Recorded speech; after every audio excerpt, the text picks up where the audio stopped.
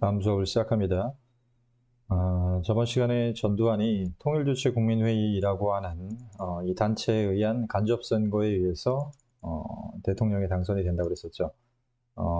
이 통일주체국민회의는 박정희의 유신 헌법에 따라서 만들어진 기관으로서 대통령을 여기 통일주체국민회의라고 하는 이 단체에서 한 2, 3천 명 정도만 모여가지고 대통령 선거를 했었었죠. 그리고 여기 모인 사람들은 대부분은 박정희의 팬클럽이었기 때문에 박정희를 계속 대통령으로 뽑아줬었는데, 박정희가 암살당하고 나서 등장했던 전두환도 여기에서 당선을 시켜줍니다.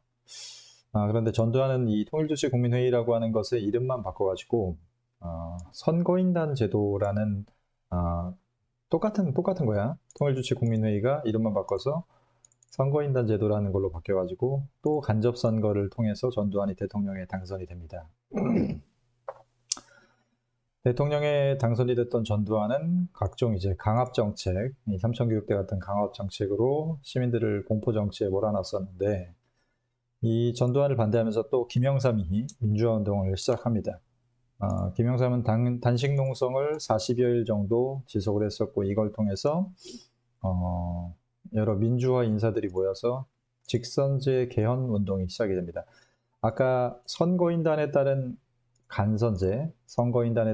간선제도 하에서는 요 전두환 팬클럽만 요 선거인단에 모여가지고 전두환을 대통령으로 뽑아줬었던 제도인데, 직선제도라는 것은 말 그대로 국민이 직접 선거하겠다라고 하는 그런 제도인 거죠. 이렇게 대통령 선거 제도를 바꾸자라고 했었는데, 이걸 전두환은 금강산 댐 사건이라는 것을 조작을 해서 북한이 금강산에 있는 댐을 완전히 개방해버리면은 남한이 물바다가 된다라고 하는 사건을 조작을 해서 사람들에게 모금운동을 했었죠. 그리고 지금 직선제 개헌 운동을 할 때가 아니라 북한의 이런 위협에 대비해야 된다. 우리 국민이 똘똘 뭉쳐서 모금운동을 하자라고 해가지고 687억 원에 달하는 돈을 모금을 합니다. 그리고 직선제 개헌 운동을 거의 무마시키죠. 사람들은 이제 직선제 개헌보다는 북한의 위협이 더 무서운 그런 위협이었었기 때문에 이 직선제 개헌 운동 내 얘기는 쏙 들어가고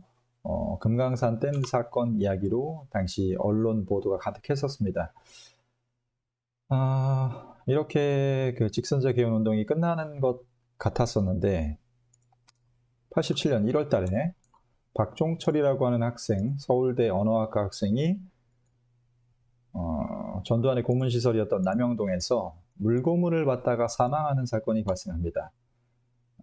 이 당시 반항했던 대학생들은 여기 남영동에 데려가서 고문을 시키고 괴롭히고 가족들을 협박하고 하는 방식으로 해서 전두환에 대한 반대를 포기하게 했었는데, 이 박종철은 여기서 고문을 받는 와중에서도 의지를 굽히지 않고서 친구들이 어디 있는지도 대지도 않고 하다가 결국은 고문을 받고 사망하게 되죠.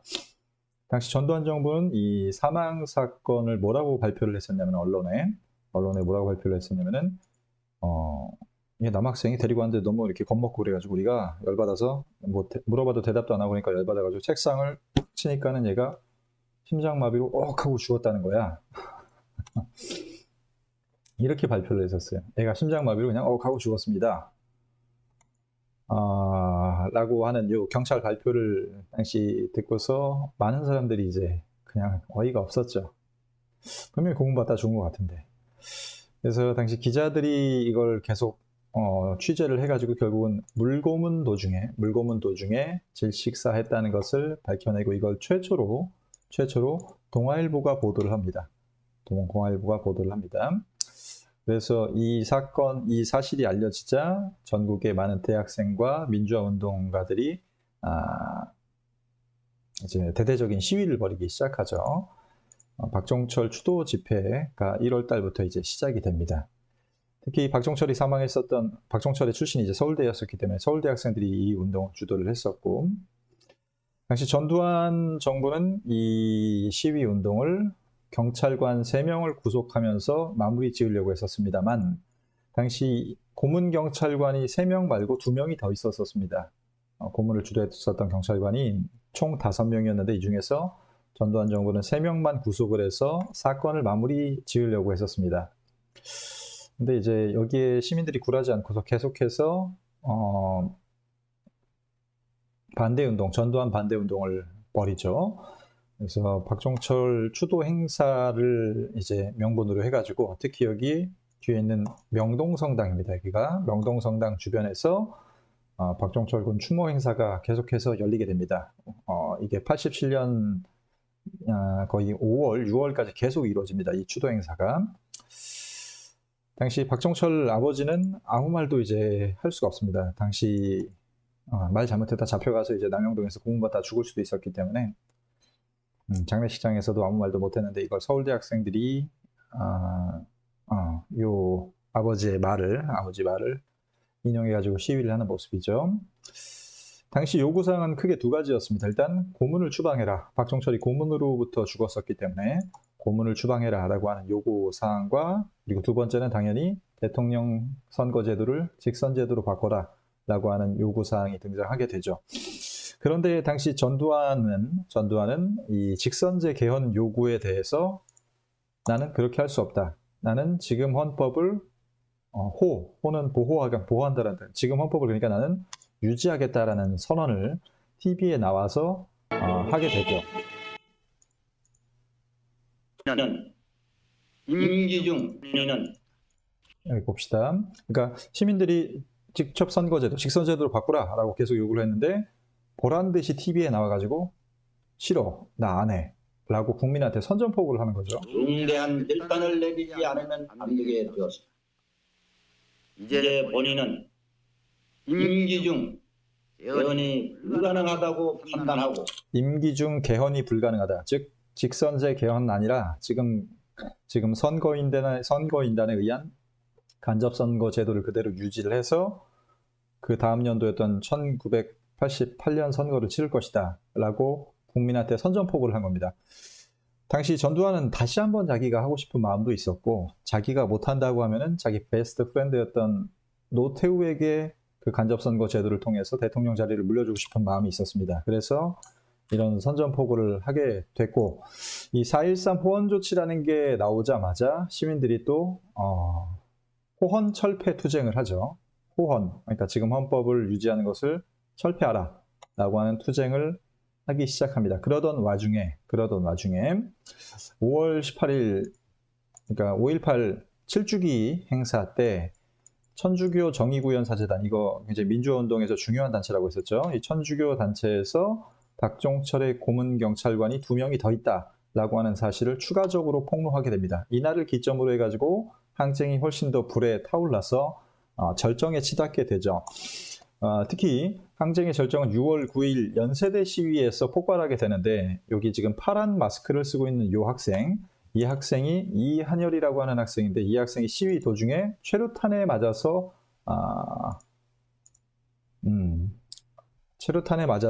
쓰러지게 되는 사건이 벌어지게 됩니다. 이한열 학생은 이날 최루탄을 맞았었고 이 최루탄에 맞았던 이 사진이 다음날 신문에 대문짝만하게 실리게 되죠. 6월 10일에. 그래서 이한열이 이렇게 최루탄에 맞고서 그리고 이제 혼수 상태에 빠지게 되는데 이걸 봤던 많은 시민들이 분노에 들끓게 되면서 6월 10일부터 전 국민적인 시위가 시작이 됩니다. 이걸 바로 이제 지금 오늘 배우게 되는 60 민주항쟁이라고 합니다. 6월 민주항쟁. 여기 턱하니 억하고 죽었다 라고 하는 말도 잘 기억하고 그래서 내용을 좀 체크하고 가겠습니다. 국민들은 대통령 직선제 개헌 요구를 했었는데 전두환은 이걸 잘 들어주지 않고 있었죠.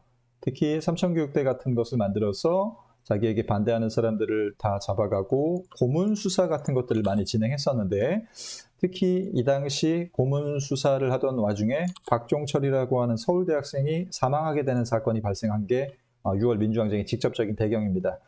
그리고 특히 박종철 고문 사건이 있기 전에는 부천경찰서에서 전두환에게 반대했던 여학생을 잡아와가지고 성고문을 하는 사건까지 발생하게 돼요. 부천경찰서 성고문 사건이라고 합니다. 부천서 성고문 사건이라는 게 발생하고 거기에 이어서 박종철의 고문치사 사건까지 발생하면서 결국 국민들이 들고 일어나게 되는 거죠. 다만 이런 사건들은 당시 언론에 잘 보도되지가 않았었습니다. 전두환은 보도 지침이라고 하는 걸 통해서 언론에게 이거 이상은 쓰지 말아라 라고 하는 지침서를 내보내면서 언론을 통제하고 있었기 때문에 이런 사건들이 잘 언론에는 알려지지 않았고 알고 있는 시민들이 많지는 않았었습니다. 그래서 처음에는 몇몇 사람들만 개헌 요구를 했었는데 이 개헌 요구가 4.13 호원 조치라는 것 4.13 호원 조치 발표 이후에 이 개헌 요구가 조금씩 더 커지기 시작을 하죠. 그리고 특히 천주교 정의구현 사재단이 박종철 물고문 사실을 폭로하면서 전 국민이 분노하게 됐었고 이때부터 호원 철폐 운동이 벌어지게 됩니다. 시민들의 요구사항은 크게 두 가지입니다. 호원 철폐와 직선제 개헌 이거 두 가지죠. 이거는 당연히 이제 전두환 물러가라는 건 당연한 거고 근데 시위 도중에 이한열이 최루탄에 피격돼서 의식불명 혼수 상태에 빠지게 되고 결국 한 달 뒤에 사망합니다. 그래서 이한열이 혼수 상태에 빠지게 되자 60 전 국민 대회가 일어나게 되고 이때부터 전국적인 시위가 벌어지게 되면서 6월 민주항쟁이 시작이 되는 거죠. 당시 사진을 좀 더 보겠습니다. 자, 이한열 피격 사건 이후에 60민주항쟁이 시작됐는데 이 60민주항쟁은 서울에서만 발생했던 게 아니라 전 국민적인 시위로 번지게 됩니다. 그리고 이렇게 전 국민적인 원래는 학생들이 주도를 했었던 이런 시위였었는데 이 이한열 사건 이후부터는 전 국민적인 시위로 확산되게 되죠. 그리고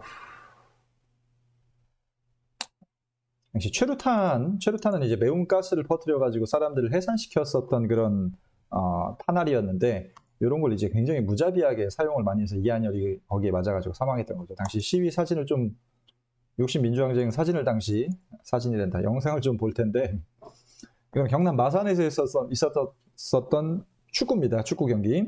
당시 우리나라 빨간색이고 요 초록색은 이집트 선수들인데 얘네가 와가지고 우리나라에서 경기를 하고 있었어요. 근데 6월 10일이었어. 이 경기장 밖에는 대학생들이랑 시민들이 전두환 물러가라 하는 그런 시위를 하고 있었는데 여기저기서 최루탄이 막 날아다니는 상황에서 최루탄이 경기장 안으로 들어옵니다. 김삼수 깊숙이 밀어넣습니다. 정영원 쪽입니다. 정영원 거기서 밀었습니다. 반칙. 예. 이집트 선수가 최루탄을 맞고도 지금 정신을 못 차리는 거야. 한국인들은 이 당시 최루탄을 맞는 경우가 일상화돼가지고 그냥 이렇게 눈 가리고서 이렇게 뛰어가지고 도망치고 그러면 되는 거였는데 이집트 애들은 이거 처음 맞아본 거야. 14번 솔리몬 대신 14번 모하메드 사우드 선수가 준비를 하고 있거든요. 1987년 6월 10일 마산종합운동장에서 열린 대통령배 국제축구대회 중결승전 한국 A팀과 맞붙던 이집트 대표 선수들이 그라운드에 쓰러지기 시작합니다. 이거 뭐야 하면서 최루탄이 이제 경기장 안에 들어오니까 이거 뭐야 하면서 막 이제 죽으려고 그러잖아 지금. 전반전을 시작한 지 20여 분 만에 벌어진 일입니다. 어떤 선수는 유니폼으로 얼굴을 뒤집어 감쌉니다.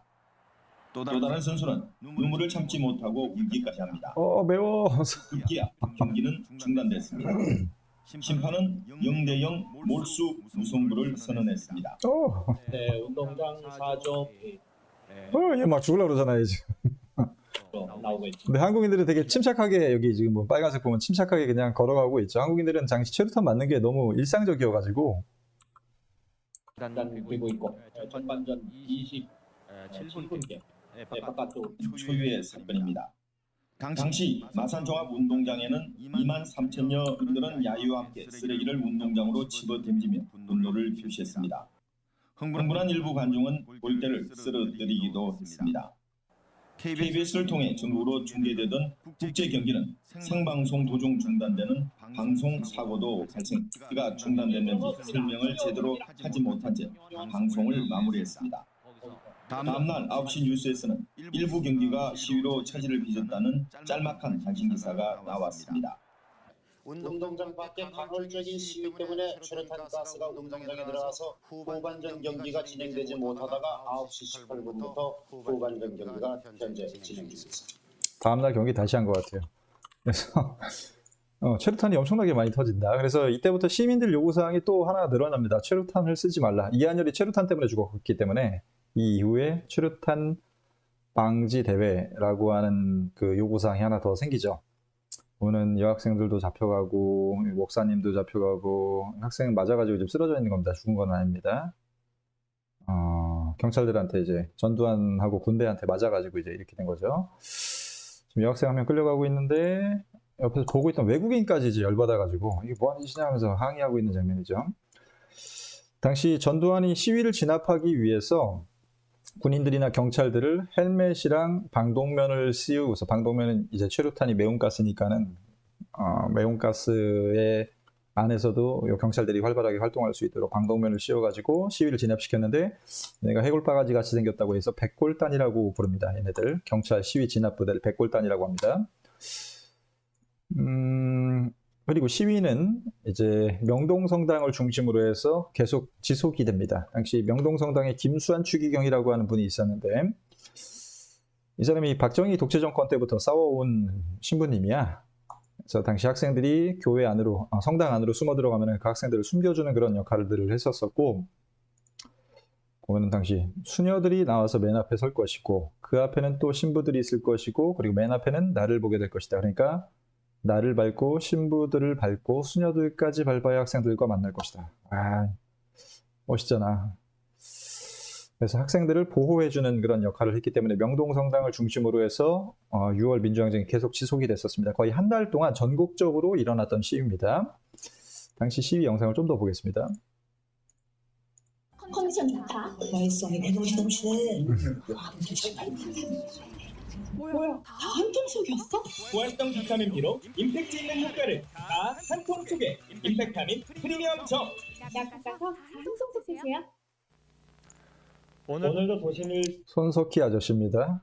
젊었을 때 20대 시절의 손석희 아저씨. 때에서는 명동성당 농성 시위를 지원하는 시위가 곳곳에서 계속됐습니다. 서울시내 17개 대학 12,000명의 학생들은 온갖 복대별로 명동성당 지원을 위한 출정식을 갖고 대치 경찰과 격렬하게 맞섰습니다. 경찰의 저지로 교문 진출이 막히자 시위 학생들은 명동 부근에 모일 것을 결의하고 335 짝을 지어 도심으로 집결하기 시작했습니다.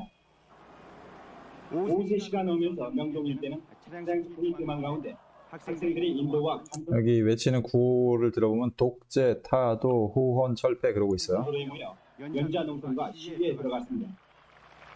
오후 5시쯤 학생 4천여 명은 명동 제1백화점 앞길에 집결해 반정부 반미고를 외치며 연자 농성을 지금 근데 보면은 학생들만 나와 있는 게 아니야. 또 오후 5시쯤에는 학생 2천여 명이 부산 빌딩 앞 을지로 입구 내거리를 점거하고 경찰과 맞서다 독재, 경찰의 저지로 타도, 뿔뿔이 흩어져 후원, 철폐 20차례에 그렇게. 걸쳐 1시간 반 동안 산발적인 시위를 벌였습니다.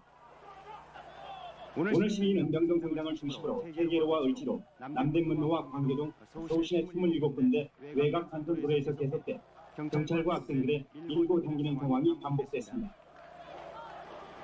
시위 도중 학생들은 모였다 흩어지면 골목이나 지하도에 피해 있다 후원, 철폐, 독재, 타도 그렇게 외치는 거죠 경찰의 지금. 저지판을 넘나들었습니다.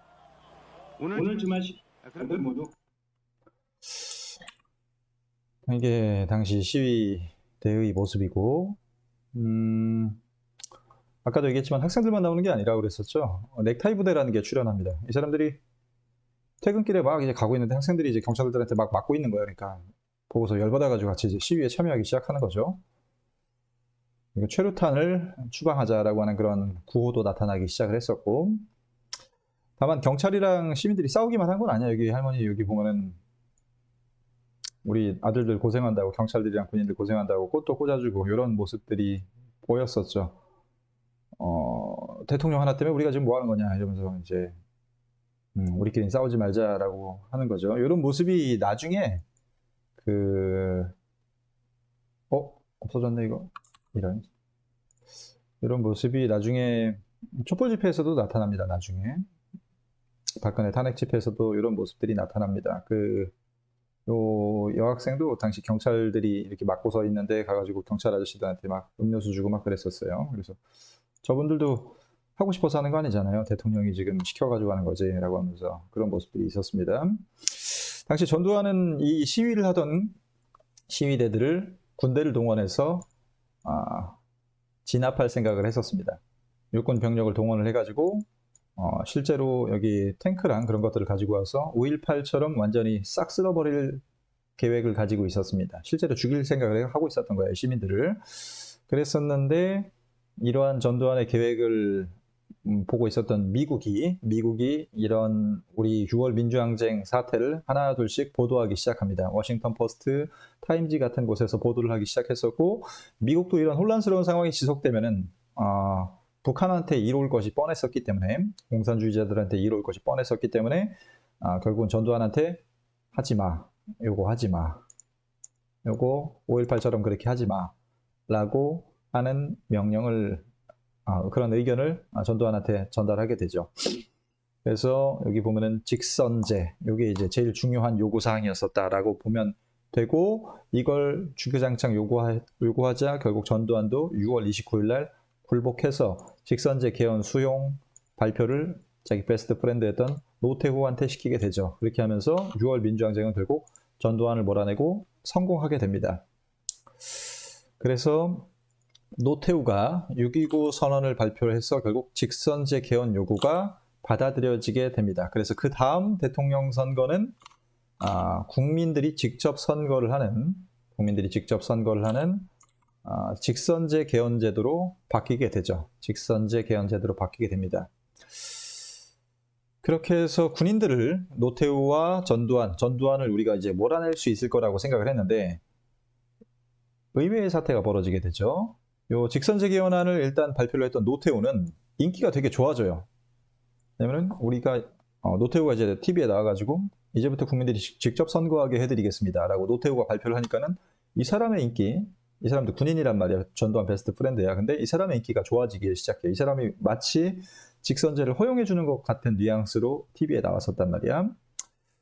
이 사람의 인기가 좋아졌었고, 당시 대통령이 될 수 있을 줄 알았던, 잠깐만, 그 얘기는 나중에 하고. 자, 그래서 직선제 개헌 요구안이 수용이 돼서 시민들이 되게 기뻐하는 그런 모습이죠. 오늘은 기쁜 날, 찻값은 무료입니다. 6.29 선언이 발표된 그날 찍은 사진들입니다.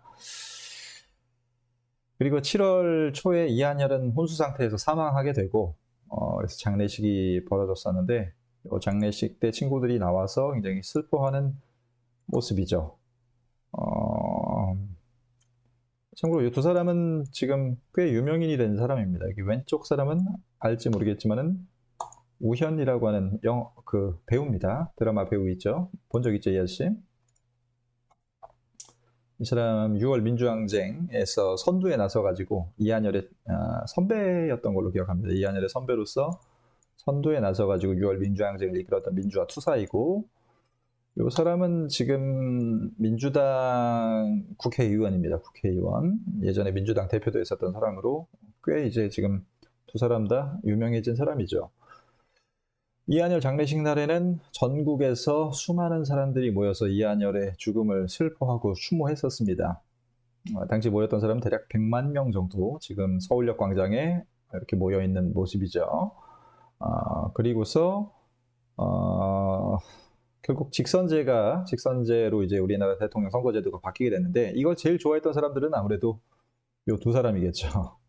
김영삼과 김대중이 좋아했었겠죠. 이 두 사람은 이제 직선제도로 바뀌게 되면 이 둘 중에 한 명이 대통령이 될 게 뻔했었기 때문에, 그래서 이 두 사람이 되게 좋아했었는데 서로 힘을 합쳐가지고 한 명을 대통령으로 만들면 되는 거였어. 한 명을 대통령으로 만들면 되는 거였는데, 이 두 사람이 서로 대통령을 하겠다고 이때부터 사이가 틀어지기 시작하죠.